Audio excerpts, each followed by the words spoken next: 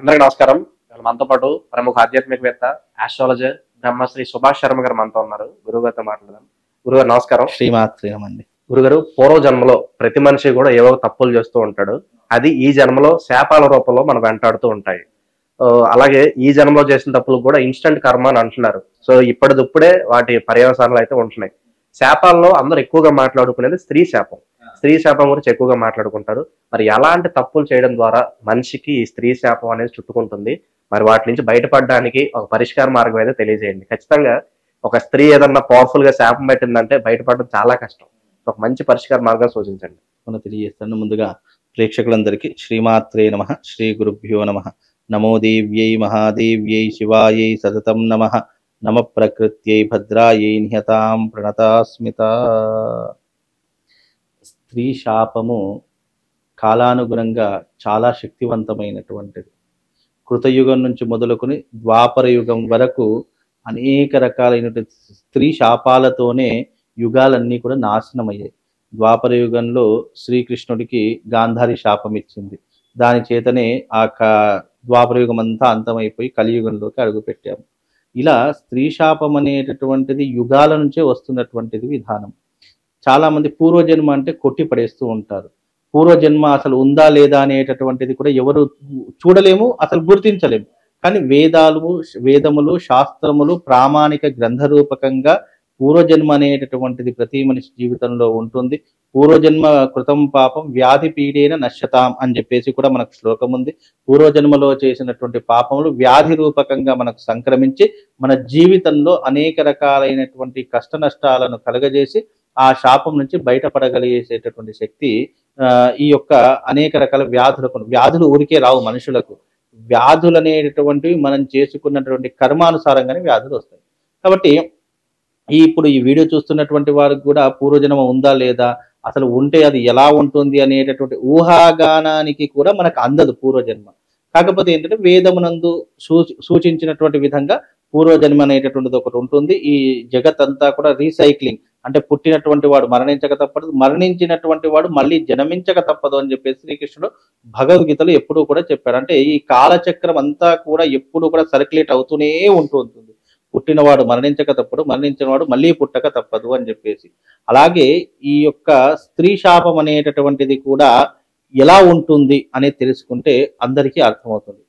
ఎప్పుడైతే ఒక స్త్రీని మనం హింసించడం మొదలు పెడతామో, కష్టపెట్టడం మొదలు పెడతామో, బ్లాక్ మెయిలింగ్ చేయడం మొదలు పెడతామో, భయపెట్టడం మొదలు పెడతామో, ఆ స్త్రీ నుంచి ఎప్పుడైతే ఆ స్త్రీ క్షోభ చెందుతుందో, అంటే మనస్తాపానికి గురవుతుందో, ఆ మనస్తాపానికి, ఎందుకంటే స్త్రీ కంటే పురుషుడు బలవంతుడు అని చెప్పి శాస్త్రం చెప్పడం జరిగింది.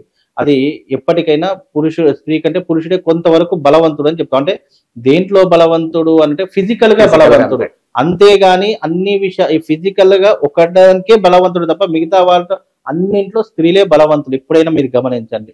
కాబట్టి ఫిజికల్ గా బలవంతుడు అయినప్పుడు ఒక స్త్రీ మనస్తాపానికి గురైంది, చాలా బాధపడుతుంది, నరకయాతన అనుభవిస్తుంది. అది ఎవరికీ చెప్పుకోలేక తనలో తానే కుమిలిపోయి మదన పడిపోయి ఆమె తమ శరీరాన్ని విడిచి వెళ్ళిపోయిందంటే ఆ వంశానికి, ఆ కుటుంబానికి తప్పకుండా స్త్రీ శాపం తగిలే తీరుతుంది. ఎన్ని శాపాలున్నా కూడా స్త్రీ శాపం నుంచి బయటపడడం అంటే అంత చిన్న విషయం కాదు. అంటే జ్యోతిష్యంలో అన్నిటికీ ఒక క్రమ పద్ధతిగా కొన్ని రెమెడీస్ ఉన్నాయి, దేని దానికి ఎలా చేసుకుంటే బాగుంది. కాకపోతే స్త్రీ శాపం అనేటటువంటి చాలా పవర్ఫుల్. దాని నుంచి బయటపడాలి అని అంటే అంత చిన్న సులువైనటువంటి విషయం కాదు. మళ్ళీ భార్యాభర్తల మధ్య ఒక సందర్భం తీసుకుందాం. ఎప్పుడైతే ఒక భర్త భార్యను కష్టపెట్టడం కానీ, నానా మాటలని హింసించడం కానీ, ఎన్నో రకాలైనటువంటి చెడు మాటలు మాట్లాడడం, అనుమానపడము, అలాగని చెప్పేసి అనేక రకాలుగా ఇబ్బందులు పెట్టడము, నరకయాతన పెట్టడము, ఎప్పుడు కొట్టడము, తిట్టడము, మనసుని నొప్పించేలా మాట్లాడడము, ఇవన్నీ కూడా స్త్రీ శాపంలో ఒక భాగంగా చెప్పడం జరిగింది. ఏంటండి మొత్తం స్త్రీ గురించి చెప్తున్నాం, మరి పురుషుడి యొక్క కష్టం ఎవరు చెప్పరా అంటే ఈ యొక్క ఏవైతే నేను చెప్పినట్టు అది స్త్రీ చేసినా పురుషుడు చేసినా శాపమే. ఏ స్త్రీకి ఒక లెక్క, పురుషుడికి ఒకలాగా ఉండదు. స్త్రీ వల్ల పురుషుడు ఇబ్బంది పడ్డా, పురుషుడు నరకయాతన అనుభవించినా అది దాని పురుష శాపం అన్నారు, మరి స్త్రీ శాపమే అంటారు. అంటే ఒక స్త్రీ తన వల్ల మోసపోయిన లేదా పురుషుడి వల్ల స్త్రీ మోసపోయినా స్త్రీ శాపం వల్లనే జరిగింది అని తెలుసుకున్నాం. ఎందుకంటే ఆడవాళ్ళ వల్ల రాజ్యాలు కూలిపోయినటువంటి సందర్భాలు ఉన్నాయి, ఆడవాళ్ళ వల్ల ఎన్నో రకాలైన యుద్ధాలు జరిగినటువంటి సంఘటనలు ఉన్నాయి, అన్ని జరిగిన సంఘటనలు ఉన్నాయి. కానీ అది స్త్రీ శాపమే ఎందుకన్నారు అంటే ఎక్కువగా మగవాడి వల్ల బాధించబడేటటువంటిది, పీడించబడేటటువంటిది స్త్రీయే తరతరాలుగా వచ్చింది కాబట్టి దీన్ని స్త్రీ శాపము అనడం జరిగింది. ఇప్పుడున్నటువంటి కాలంలో స్త్రీ అయిపోయి అది పురుష శాపం కిందకి పడిపోయింది. ఆడవాళ్ళ చేతిలో పురుషులు నలిగిపోవడము, పురుషులు ఎన్నో రకాలుగా ఇబ్బందులు పడిపోవడం ఈక్వల్ గా ఉంది. ఇటు స్త్రీకి ఇటు పురుషుడికి పెద్ద అంటే ఎక్కువ తక్కువ అనేది కాకుండా ఈక్వల్ గా మారిపోయింది. అంటే జనరేషన్ మారుతున్న కొద్దీ ప్రభావం కూడా మార్పు చెందుకుంటూ వచ్చింది. ఏదేమైనప్పటికీ శాస్త్రంలో ఉన్నటువంటి విషయం ఏంటంటే ఎవరైతే ఎక్కువగా స్త్రీ బాధించబడుతున్నారో వాళ్ళ యొక్క మనస్తాపానికి గురైనటువంటి విధానం ఏదైతే ఉందో అది మనకు శాప రూపకంగా మారుతుంది. పూర్వకాలం లెక్క మునులేసి నీళ్లు తీసుకుని శాపం ఇవ్వడం అనేటటువంటిది కాదు. చాలా మంది శాపం అంటే ఏమనుకుంటారంటే ఏదో సినిమాలో చూసినట్టుగా చేతిలో నీళ్లు పోసుకొని అదైపోవాలి, ఇదైపోవాలి, నాశనం అయిపోవాలి, ఇవి కాదు. శాపం అంటే అది మనస్సుకి సంబంధించినటువంటిది. ఇప్పుడు ఈ జాతకంలో కూడా శుక్రుడి యొక్క సంచారాన్ని బట్టి, రాహు యొక్క సంచారాన్ని బట్టి, కేతు యొక్క సంచారాన్ని బట్టి, శని యొక్క సంచారాన్ని, ఈ 4 గ్రహాల యొక్క ఆధారముతో స్త్రీ శాపం ఉందా లేదా అనేటటువంటిది తెలుసుకోవచ్చు. అది జాతక పరంగా. కానీ స్త్రీ శాపం వల్ల నష్టపోయేటటువంటి విధానాలు 1, 2 కాదు. మనకు ఆస్తి నష్టం జరుగుతుంది, వివాహం కాకపోవడం, సంతానం లేకపోవడం, నపుంసుడిగా జన్మించడము, అలాగే మనం జనంలో పంది జన్మ ఎత్తడం, అంటే ఎప్పుడైతే మలినం తినేటటువంటి జంతువులు ఉంటాయో అలాంటి జన్మలను ఎత్తడము, అలాగే మనకు జీవితంలో అన్నీ కూడా కర్మకారకంగా మన కర్మకాలి మనం ఎప్పుడూ కూడా ఈ యొక్క అడుక్కునేటటువంటి స్టేజ్ లోనే ఉండడము, ఎప్పుడూ కూడా ఇతరుల కింద మోకరిల్లి వాళ్ళ యాచించడము, ఇలాంటివి ఎక్కువగా జరిగేటటువంటి అవకాశం స్త్రీ శాపం వల్ల కలుగుతాయి. స్త్రీ శాపం వల్ల అలాగని పురుషుడిని స్త్రీని కాదు అనుకొని పురుషుడు ఏం చేసినా కూడా స్త్రీని మనస్తాపానికి గురి చేసినా, నానా మాటలన్నా, హింసించినా, అనుమానానికి గురి చేసినా, ఇలా ఎన్నో రకాలైనటువంటి ఇబ్బందులు స్త్రీ శాపం వల్ల పురుషుడికి కలిగేటటువంటి అవకాశాలు ఎక్కువగా ఉన్నాయి. ఈ మధ్య కాలంలో స్త్రీకి పురుషుడికి పెద్ద తేడా ఏమీ కనిపించడం లేదు. పురుషులు ఏం చేస్తున్నారు, స్త్రీలు కూడా అదే రకంగా ఉండే బ్లాక్మెయిల్ చేస్తున్నారు, మనుషుల్ని వాడుకుంటున్నారు. ఇలా సమాజంలో స్త్రీని పురుషుడు వాడుకుంటున్నాడు, పురుషుడిని స్త్రీ వాడుకుంటుంది. 2 రకాలుగా జనరల్ బయాస్ గానే ఉంది, పెద్ద దాంట్లో చెప్పడానికి లేదు. కాకపోతే శాస్త్రంలో స్త్రీని ఇన్ని రకాలుగా హింసించిన ఆ రకమైనటువంటి ఇబ్బందులు పడతారు. అదే రకంగా స్త్రీతో పాటు గోవుని హింసించిన, గో జాతిని వధించిన, గోవులను ఇబ్బంది పెట్టిన, మనం కొట్టిన, అది కూడా స్త్రీ శాపం కిందికే వస్తుంది. అందుకే గోవు ఎప్పుడు కూడా మాతృస్వరూపము అని పిలుస్తాము. కాబట్టి మాతృస్వరూపమైనటువంటి ఏదైతే పాలిచ్చే ఆ గోవు ఉంటుందో, ఆవు ఉంటుందో, దానిని మనం నిందించినా, దాన్ని కొట్టినా, దాన్ని ఎన్ని రకాలుగా ఇబ్బంది పెట్టినా అది స్త్రీ శాపంలోకి కన్వర్ట్ అయిపోయి దాని ద్వారా కూడా మనకు ఆహారం దొరకకపోవడము, మంచినీళ్ళు దొరకకపోవడము, ఎన్నో రకాలుగా శరీరం అస్వస్థత పాలు కావడము, రోగాల బారిన పడడము, 10 మంది నీలాప నిందలు వేయడము, కారాగారంలో అంటే జైలులో శిక్ష అనుభవించడము, కోర్టు సమస్యలతో బాధపడడం, ఇవన్నీ కూడా అనేక రకాలుగా జరుగుతూ ఉంటాయి. ఇవన్నీ కూడా స్త్రీ శాపానికి కారణాలు.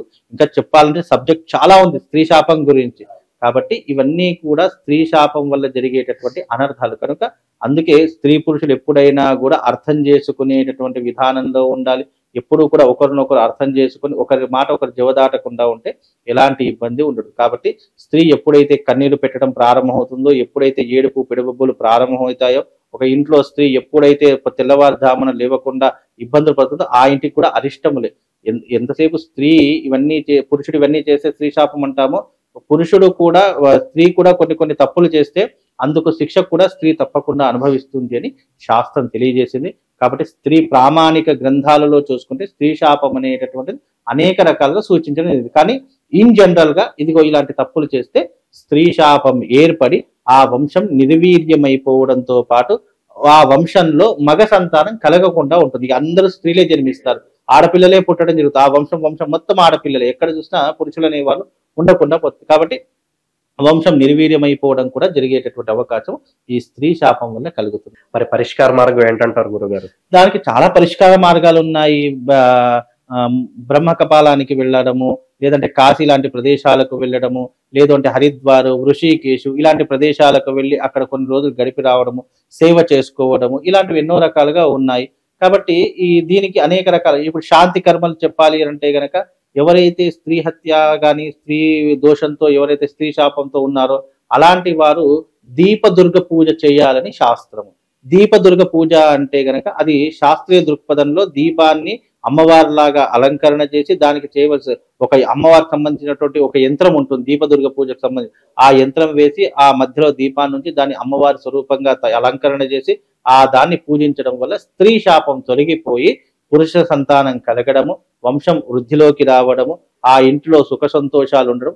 కేవలం ఇది స్త్రీ శాపం ఉన్న వాళ్ళే కాదు, ఇన్ జనరల్ గా ఎవరైనా చేసుకోవచ్చు. అంటే మగ పిల్లవాడి సంతానం కావాలి అని అనుకునేటటువంటి వాళ్ళు ప్రతి ఒక్కరు ఇది చేసుకోవచ్చు. దీని ద్వారా వంశం వృద్ధిలోకి వస్తుంది, అలాగే స్త్రీ శాపం కూడా తొలగిపోయేటటువంటి అవకాశం ఏర్పడుతుంది. సో స్త్రీని బాధ పెట్టాడు కాబట్టి మన స్త్రీ శాపం వచ్చింది కదా.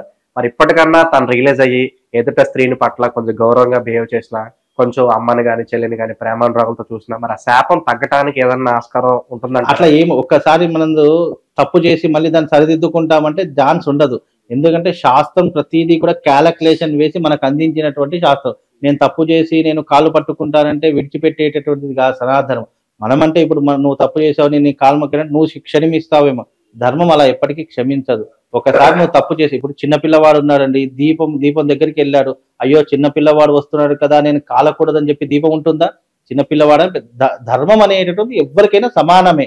అది చిన్న పెద్ద మంచి మానవత్వం అనేటువంటి ఏముండదు. దాని ధర్మం దాన్ని మెరుగుకుంటుంటుంది. నేను తప్పు చేశాను కదా, ఇప్పుడు దీన్ని సరిదిద్దుకోవాలి, నేను ఏం ప్రయత్నాలు చేయాలి అనేటువంటి దీనికి ఏం చేయాలి అంటే దానికి భగవత్ ఆరాధన చేసుకుని దాని నుంచి ఏ రకంగా బయటపడాలి అనేటటువంటి వాడు నిర్ణయించేవాడు భగవంతుడు. కాబట్టి ఆ రకమైన పరిష్కార మార్గాలే వెతుక్కోవాలి తప్ప ఇంకా వేరే పరిష్కార మార్గాలు ఏమీ ఉండవు. స్త్రీ శాపం నుంచి ఉపశమనం పొందడానికి మంచి పరిష్కార మార్గం తెలియజేశారు గురుగారు. ధన్యవాదాలు. శ్రీమాన్.